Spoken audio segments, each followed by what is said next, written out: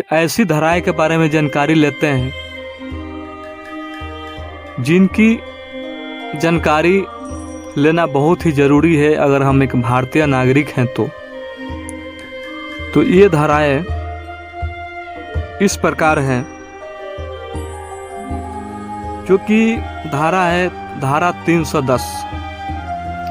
धारा 310 अगर किसी व्यक्ति को किसी ने ठग देता है और वो बंदा कंप्लेन करता है तो ठगी के मामले में जब उसके ऊपर कार्रवाई की जाएगी तो धारा 310 के मुताबिक ठगी करने की कार्रवाई की जाती है।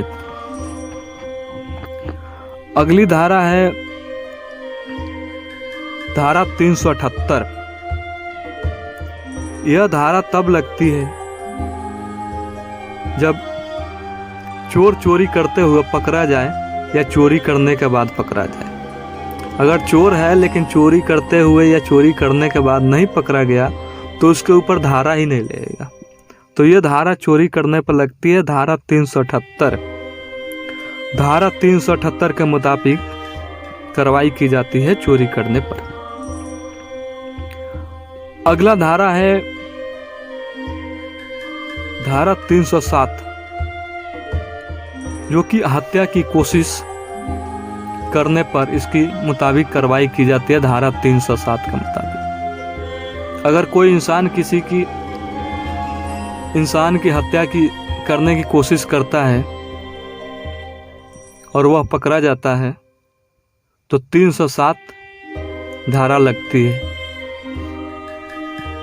और इसी के मुताबिक कार्रवाई की जाती है। जानते हैं अगले धारे के बारे में। अगला धारा है 302, जो कि हत्या का दंड।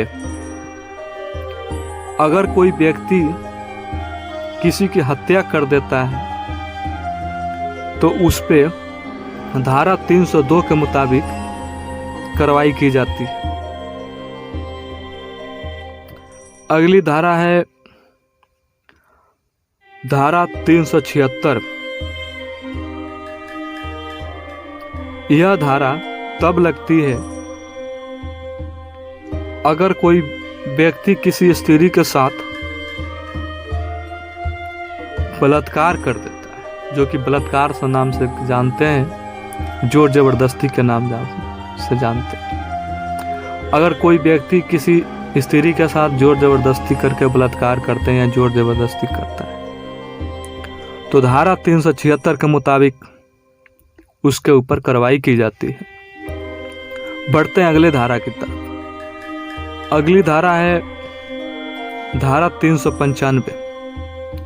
यह धारा डकैती करने पर लगती है। अगर डकैती करने पर कोई व्यक्ति पकड़ा जाता है तो धारा 395 के मुताबिक उसके ऊपर कार्रवाई की जाती है।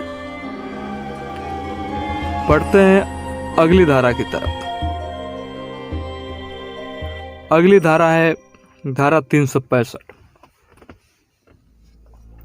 यह धारा अगर कोई व्यक्ति किसी की अपहरण करता है और पकड़ा जाता है या अपहरण करने के बाद भी पकड़ा जाता है तो धारा 365 उसके ऊपर लगती है और धारा 365 के मुताबिक ही उसके ऊपर कार्रवाई की जाती है। बढ़ते हैं अगले धारा की तरफ। अगली धारा है धारा 120। यह धारा तब लगती है जब कोई व्यक्ति षड्यंत्र रचता है। अगर किसी के विरुद्ध कोई षड्यंत्र रचता है और पकड़ा जाता है तो धारा 120 के मुताबिक उसके ऊपर कार्रवाई की जाती है। बढ़ते हैं अगली धारा की तरफ। अगली धारा है धारा 201।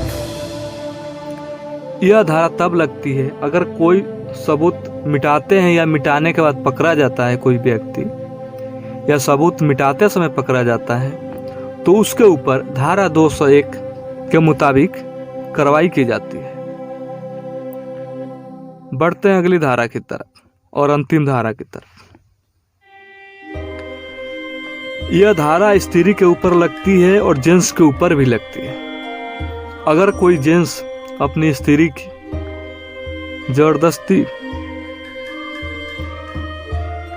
गर्भपात कराता है तो धारा 312 स्त्री और जेंट्स दोनों के ऊपर लगेगा, क्योंकि स्त्री का काम है बताना।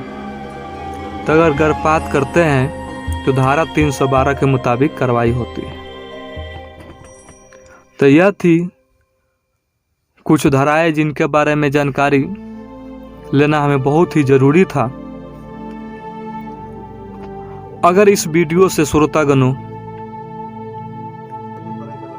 कुछ अच्छी जानकारी मिली हो और जानकारी अच्छी लगी हो तो चैनल को सब्सक्राइब करें, बेल आइकन जरूर दबाएं ताकि कोई भी अगला एपिसोड आप हमारी मिस न कर पाएं। तब तक के लिए धन्यवाद। मिलते हैं अगले एपिसोड के साथ।